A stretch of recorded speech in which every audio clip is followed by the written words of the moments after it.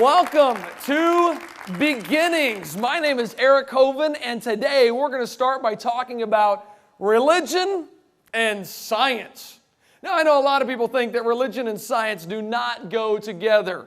If you're a scientist that is also religious, then you better keep those two totally separate in your brain, man, because science has nothing whatsoever to do with religion. I mean, after all, science is based on facts that are unquestionable.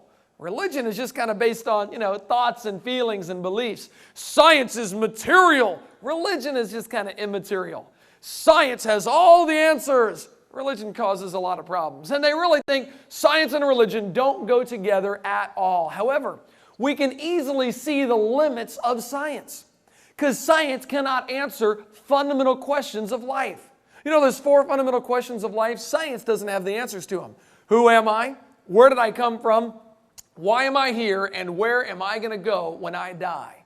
Now, the way you answer those questions depends on how you look at this world, because there's a couple different ways to look at this world. Some people look at this world and they say, wow, it's amazing that a Big Bang made this world from absolutely nothing. We call this one the Evolutionary Worldview.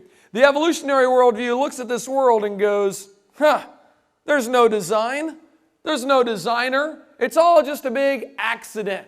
That means you can do whatever you want here on life, by the way, because this worldview of evolution encourages us to believe that we are actually God. And we're not going to answer to anybody when we die. But there's another way to look at the world. The Creationist Worldview. Some people look at this world and they say, wow, what an incredible design. There must have been a smart designer that designed this. This one is called the Creationist Worldview. It says that God is God, and He's going to judge everybody in the end, okay? This worldview goes so far to say that every idle word you speak, you will be held accountable for. So you got the evolutionist worldview and the creationist worldview. Yeah, you got evolution and creation, 2 basic worldviews. Now here's the 2 worldviews on a timeline scale. Creationists say, about 6,000 years ago, that's when God created the heavens and the earth. Then 4,400 years ago, there was a flood that destroyed the world. Then 2,000 years ago, Jesus Christ was here. And now here we are today, waiting for God to come back. Compare that to what evolutionists teach. Evolutionists say 20 billion years ago, there was a Big Bang. Now, what exploded for the Big Bang? Well, they don't know. When did that happen? Well, we're not exactly sure, but about 20 billion years ago. Then nothing happened for a long time. We have a big old long period of nothing. And then 4.6 billion years ago, finally, the earth formed. Yeah, the ball of dirt that you're sitting on right now, that happened 4.6 billion years ago. And then 3 billion years ago, guess what happened? Life came about. Yeah! You see, 4.6 billion years ago, after the earth formed and it cooled down, it started raining on the rocks for millions of years. It rained so much that it made oceans on the surface of the earth. And then the oceans, because of the waves, because I don't know if you've ever been to the ocean, they have waves there. Because of the waves, it mixed with the rock and made something called soup. And then 3 billion years ago is when the soup came alive. Wow! Then the soup found somebody to marry. And then it found something to eat. Cool. And now, here we are today, mankind. Yes, ladies and gentlemen, evolution at its finest. You're not impressed. Okay, fine. But that's what evolution teaches, okay? You got the creationist worldview and the evolutionary worldview. Now, let me ask you something. If we believed in the evolutionary worldview, how would you look at life? How would you answer those 4 fundamental questions of life? Like question number 1, who am I? If evolution is true, who are you? Well, really, yeah, I guess that's what you are. You're just a little bit of soup, aren't you? What about question number 2? Where did I come from? If evolution is true, where did we come from? Soup. The soup. Or we can go back even farther and say a cosmic belch 20 billion years ago. Ooh. What about question number 3? Why am I here? According to evolution, what exactly is the purpose to life? Why are we here? Really, according to evolution, there is no purpose whatsoever, is there? There is no reason for man's existing. You got here by accident. Everything that happens is just the result of an accident. Wow. What about question number 4? Where am I going to go when I die? If evolution is true, you're not going anywhere when you die. You're going down into the ground, you're going to get recycled into a worm or plant or something, but you ain't going nowhere when you die. Now, if we believe in creation, we're going to answer those 4 fundamental questions very differently than those that believe in evolution, aren't we? Yeah, it's going to be a whole lot different. I believe in the beginning, God created the heavens and the earth. And because I believe that, my whole outlook on life is very different from those that believe in evolution. Hey, suppose I were to tell you this. Did you know that if you were to kiss a frog, it would turn into a prince? You would say, Eric, that's not true. That's a what? That's a fairy tale. That doesn't happen. How many of you ladies got your husband from kissing a frog? 1, 2, 3. Okay, thank you. No, you don't get a prince by kissing a frog. That just doesn't happen. However, did you know that in textbooks today, they are teaching the kids that the frog could turn into the prince? That's exactly right. The frog really did turn into the prince. But the magic ingredient isn't just a kiss. No. You have to give it time. Billions and billions of years will turn your frog into a prince. So let me get this straight here. If a frog turns into a handsome prince and it happens quickly, well, then we call that a fairy tale. But if a frog turns into a handsome prince and it happens slowly, somehow we call that modern science? Does that make sense? I mean, you got to be kidding me, right? That doesn't really happen. Now, science in a dictionary is defined as knowledge that is gained through observation or study. Things that we can know because we can see it, we can test it, and we can demonstrate it. Well, then I got a question.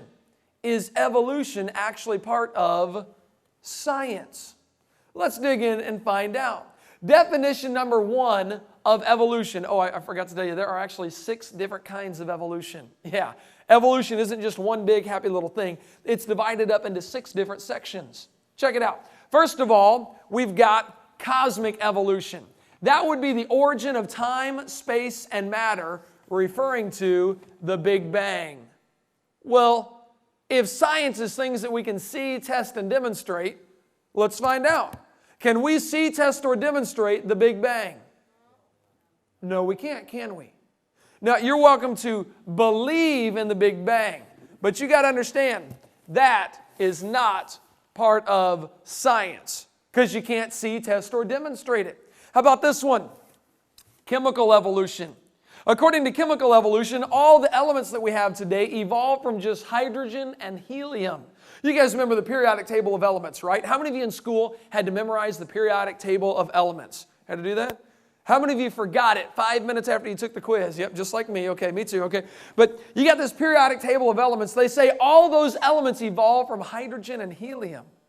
Well, you're welcome to believe that that took place, but you can't know that. You can't see, test, or demonstrate that. So really, chemical evolution is not part of science. Welcome to believe in it, but don't call it science. How about stellar and planetary evolution? How all the stars and the planets formed? Let me ask you something. Do we ever see stars forming? No, we don't. Some people say, yeah, we saw star formation taking place.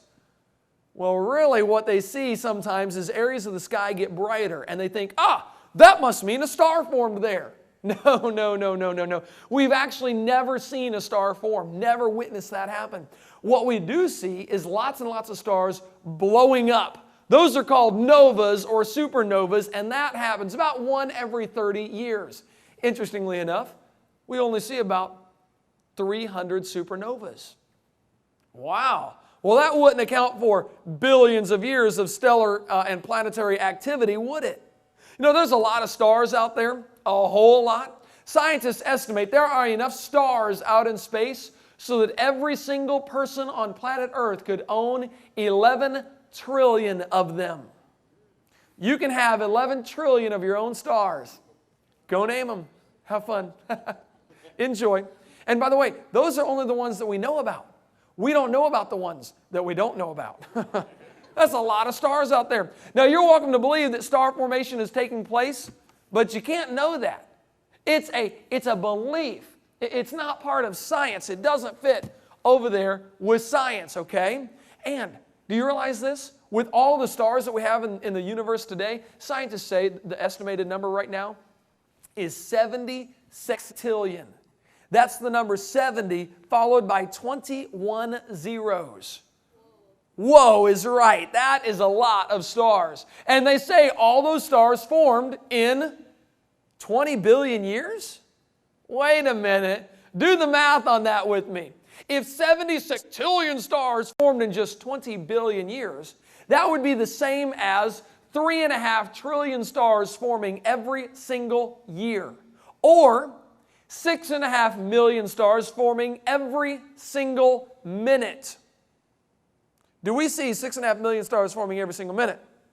No. That would have to happen for 20 billion years to get the number of stars that we have in our universe today. How about this one? Organic evolution.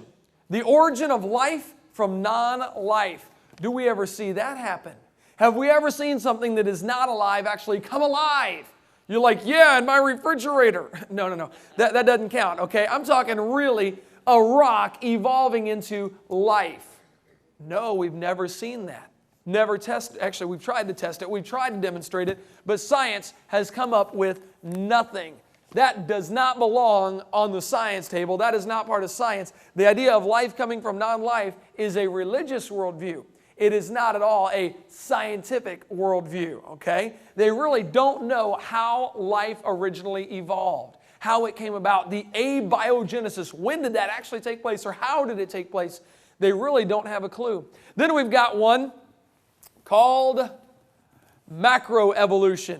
Macroevolution would be changing from one kind of animal into another kind of animal. We've all seen this little diagram. Yes, ladies and gentlemen, humans evolved from the monkeys. Actually, now they don't say monkeys. They're very technical on this. They say primates. Monkeys evolved from primates, and we evolved from primates. But we split back at the primate phase. What's a primate? Whatever, it doesn't matter. That's just when it happened. That way you can't say, well, how come monkeys are still living? So we evolved from primates, get it straight, okay? But we see these kind of things. Do we ever see macroevolution actually taking place? No. Now, there's a variety of dogs in the world today, but that's all they are, is varieties of dogs. The Chihuahua and the Great Dane are both very different, but they're both still, if you consider the Chihuahua a dog. Personally, I don't. But it's possible that the dog, the wolf, the coyote had a common ancestor. But I guarantee you it wasn't a banana, okay? We don't see macroevolution taking place. We don't ever see that happening. Let's take a little quiz here. Hey, I got on the screen here a dog, a wolf, a coyote, and a banana. Right there in the front row. Yep. Which one of those does not look like the others? The boy doesn't count. Dog, wolf, coyote, and banana. Which one is it? The banana! Give him a hand. Great job, great job. Smarter than the average scientist today, I'll have you know. Finally, we come to the end. The end. The last one we have here is called microevolution. Now, microevolution is really not evolution. Really, all it is a variation. Dogs can produce a variety of different dogs, can't they? Now, is that really evolution? No, it's just a simple variation. This one is actually scientific, because science is things that we can see, test, and demonstrate, right? Now, can we see, test, or demonstrate the dog producing a variety of different dogs?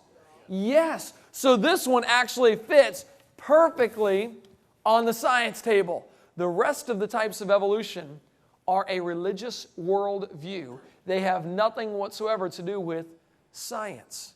Now, the Bible tells us over and over, animals are going to bring forth after their kind. That's all they ever do, is bring forth after their kind. They don't make brand new things. Evolution, in the sense that they want us to believe it, macroevolution and all the rest, those don't really happen. It's interesting. Teachers are told in the textbooks, be sure to stress that the earth is 4.5 billion years old. Well, why in the world would they stress that? Instead, why don't they stress some real science? Like the first law of thermodynamics. There's some good science. The first law of thermodynamics tells us matter cannot be created and it can't be destroyed. It can only be changed in form. Well, if matter can't be created or destroyed, I got a problem, because everything's made out of matter. You're made out of matter, I'm made out of matter, everything is made out of matter. Well, if matter can't be created and it can't be destroyed, then we got a question to ask. Where did it come from? Where did all of this matter that we see today, where did it all come from? Ultimately, there's only two choices. Either somebody made it or it made itself.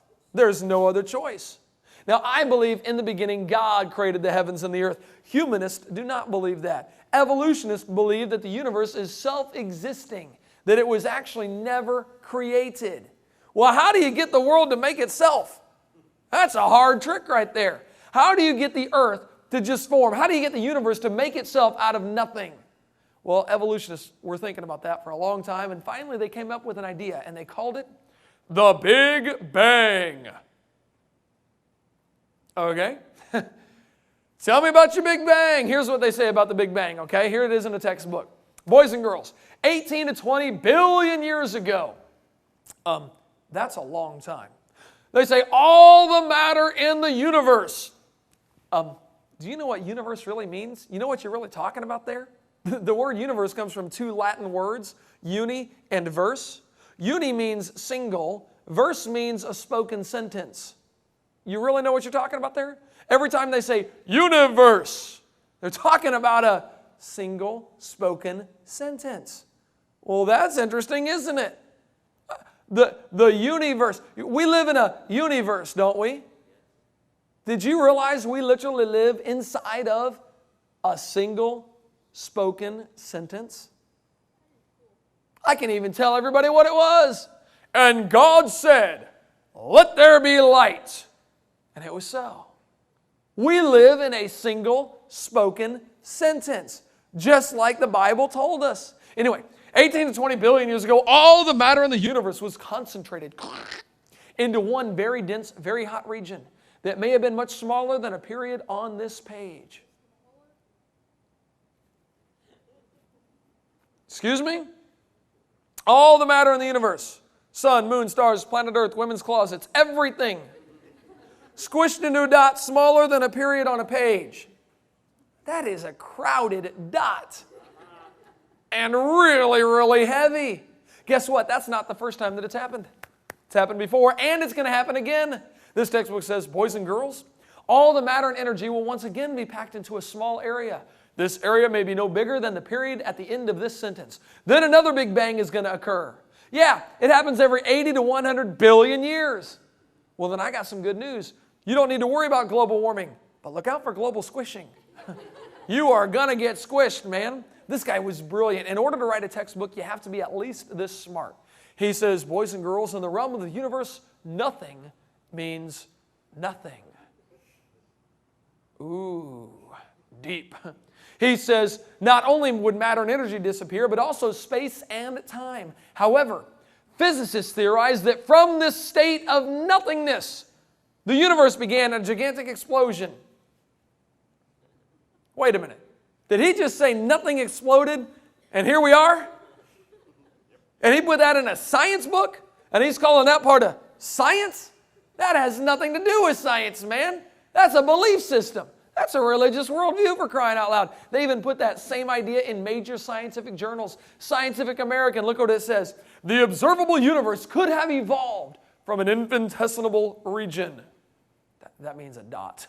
They say it's then tempting to go one step farther and speculate that the entire universe evolved from literally nothing. Wow. This is what they're calling science these days. Putting it in major science journals. Discover Magazine did the same thing. Check this out. Where did everything come from? The universe burst into something from absolutely nothing. Zero. Nada. And as it got bigger, it became filled with even more stuff that came from absolutely nowhere. How is that possible? Ask Alan Guth, because his theory of inflation helps explain everything. That had better be one humdinger of a theory, if you ask me, okay? They call this science, though, and it just absolutely drives me crazy. That has nothing to do with real science. You say, okay, Eric, what happened to the dot? Okay, well, everything got into this little dot, right? And then the dot began to spin. And it spun faster and faster and faster and faster, and finally the dot exploded. The Big Bang. Here's how they teach it on television, like Discovery Channel. Here's what they show the people on Discovery Channel. A little less than 14 billion years ago, the universe was born in a huge explosion of time and space, matter and energy called the Big Bang. Tiny quantum ripples grew into dense patches in the primordial brew. From these, galaxies condensed, a stunning variety of sizes and shapes. So that's how it happened, eh? All you got to do is make a video and everybody believes you. Well, in that case, I made a video. I decided if they can show their view of how the Big Bang happened, I'm going to show my view of how the Big Bang happened. Here's my view. A little less than 14 billion years ago, all the matter in the universe was condensed into a dot. The dot was very small, believed to be smaller than a period on a page. And then the dot began to spin and exploded. We call this event the Big Bang. Whoa. What do you think, guys? That could have been how it happened, right? That's how it really happened. I can't figure out why Discovery Channel doesn't want to air my video. I don't get it. I was like, hey, I got evidence for you. Why don't you promote this thing? Hey, next time you talk to an evolutionist about the Big Bang, ask him a couple questions. Ask him something like this. Hey, where did matter come from? Who actually made matter? You know what he'll say? We don't know. Or try this one on. Say, hey, where did the laws come from? You know, there are laws that govern our universe. Laws like gravity, centrifugal force, Boyle's law, Cole's law. That goes good with potato salad. We got all these laws that govern our universe. If evolution is really happening, how come the laws don't evolve? Why doesn't gravity change from day to day? How come you don't weigh 10 pounds more one day? You say, Eric, I do. Well, that's another problem, okay? But the laws are constant because there's a lawgiver that is constant. That's why evolution can't explain that kind of stuff. What about energy? Where did energy come from? In order to move things, it requires energy. Who bought the gas to run the Big Bang? How did that actually happen? It would take a lot of energy to squish everything in the universe into a dot that big, okay? Where did all that energy come from? They don't know. How about this one? You ever been on a merry-go-round before? How many of you guys have been on a merry-go-round? You know what that is? It's one of those things you go round, round, round till you puke, okay? That's what they're made to do. But if you ever get on a merry-go-round, or if you ever have a merry-go-round handy, you need to do a little science experiment. Oh, I love doing this experiment on a merry-go-round. What I do is I get 3 fourth graders and I put them on a merry-go-round. I spent the best 5 years of my life in fourth grade, so I love using fourth graders for experiments because they are incredibly tough and they're expendable. So we're going to use fourth graders for these experiments. Now, as we do this, this is just going to be really cool. The kids, the fourth graders, are going to go through 4 very distinct phases. We're going to put them on this merry-go-round, and we're going to start spinning the merry-go-round clockwise, okay? Now, the kids during phase number 1 are going to be screaming, oh boy, this is fun. Let's go faster, faster. So we start going faster. Pretty soon, up around 30 miles an hour, we enter phase number 2. Phase 2, the kid stops screaming and is quietly concentrating on hanging on for dear life while it goes around and around and around. We're going to get going a little faster. Up around 60 miles an hour, we enter phase 3. Phase 3 is where the kids start screaming again. Only this time they're screaming, stop! Let me off of here! But we can't stop. This is a science experiment. So we're going to keep going, okay? Pretty soon, between 80 and 100 miles an hour, depending on the strength of the fourth grader, we enter the coveted phase 4. This is what we've been waiting for. One by one, in phase 4, the kids will begin to fly off the merry-go-round. Oh, this is what we've been waiting on, man. Here, you got to videotape this because this will provide some very interesting physics, okay? If the merry-go-round was spinning clockwise, when the kid flies off, wah, he'll be spinning clockwise until he encounters what we call resistance. That's like a tree or telephone pole or something like that. But up until that point, he's going to be spinning clockwise. Now, in physics, this is known as the conservation of angular momentum. The conservation of angular momentum tells us if a spinning object breaks apart in a frictionless environment, the pieces that fly off will be spinning in the same direction. Conservation of angular momentum. You guys got that, okay? Well, then I got a question. If we all started from a dot that was spinning and exploded, shouldn't everything be spinning in the same direction? It should. But it's not. You realize we got things out there that are spinning in the wrong direction? Yeah. Both Venus and, well, they really ought to rename that other planet, but we got a couple planets that spin backwards from all the others. That doesn't make sense according to the Big Bang Theory. You realize we got several moons orbiting their planet backwards? 8 different moons orbit backwards around their planet. A couple of planets have moons orbiting in both directions at the exact same time. Whoa, whoa, whoa, whoa, whoa. According to the Big Bang, everything should be going the same direction. We've even got entire galaxies that spin backwards. According to the Big Bang, these are anomalies. These don't make sense. How do you explain this stuff? Oh, well, I explain it like this. In the beginning, God created the heavens and the earth. And God did it that way on purpose, to make the Big Bang Theory look stupid. And that's what it is, man. It makes absolutely no sense. The Big Bang doesn't even fit with the science that we see today, okay? The Big Bang did not happen. Well, I take that back. Actually, we do believe in the Big Bang. The Bible says the heavens shall pass away with a great noise.